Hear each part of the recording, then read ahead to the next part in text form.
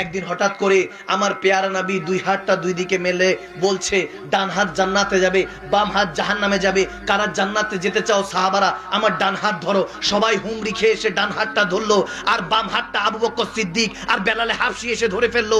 তখন সমস্ত সাহাবারা বলতেছিল, এ আবু বকর, এ বেলাল, আপনাদের কি মাথা গরম হয়ে গিয়েছে, মাথা খারাপ হয়ে গিয়েছে? আরে বাম হাত তো জাহান্নামে যাবে, ডান হাত ধরার সুযোগ, আপনি ডান হাত ধরছেন না কেন আপনারা? তখন সিদ্দিক আকবর বেলালে হাফসি চোখের পানি ছেড়ে বলেছে, जो আপনারা জান্নাতে যান, জান্নাত आपको मुबारक लगता है। अल्लामा इकबाल की तरह कहने लगा था उस दिन, ये जन्नत मुबारक रहे जाहिदों को कि मैं आपका सामना चाहता हूँ।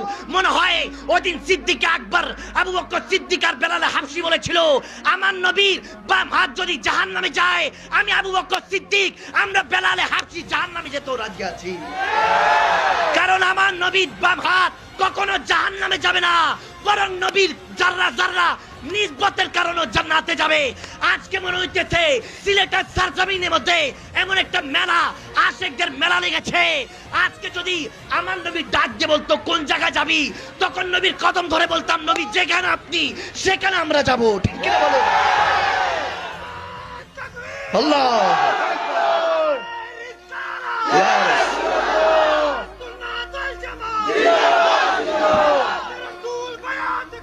জিন্দাবাদ,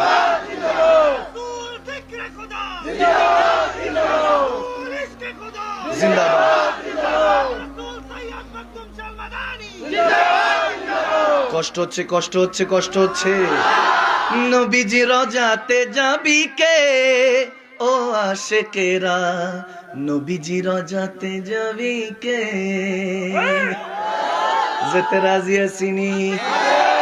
যেথায় শুয়ে আছে নবী সদাই কাঁদেন ইয়া উম্মতি, যেথায় শুয়ে আছে নবী, যেথায় শুয়ে আছে নবী সদাই কাঁদেন ইয়া উম্মতি, সেই নবীজির কাছে যাবি কে ও আশিকেরা, নবীজির রোজাতে যাবি কে,